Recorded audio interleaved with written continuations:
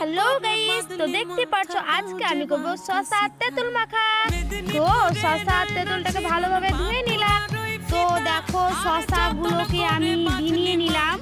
তারপরে দেখো কত সুন্দর লাগছে শসাগুলিকে। তারপরে তেঁতুলগুলো ভিনিয়ে নিলাম।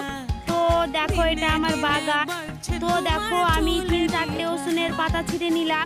তো কত সুন্দর গোল গোল করে কেটেছে দেখো। তারপরে শসাগুলোকে আমি ধুয়ে নিলাম, জলজিরা।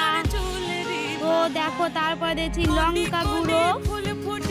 তো দেখো কত সুন্দর লাগছে। তারপরে দিয়ে দিয়েছি কাঁচা মরিচ বাটা আর ধনে বাটা।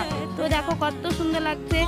এবার ভালোভাবে একটু নাড়াচাড়া করার পর দেখো একটু মাখিয়ে নিলাম, জানে ভালোভাবে মাখাটা হয়ে যায়। তো দেখো কত সুন্দর হয়েছে মাখাটা। তো একটা খেয়ে দেখলাম, খুবই ভালো হয়েছে। তো আজকের মতো এখানেই বাই বাই। তো খুবই সুন্দর।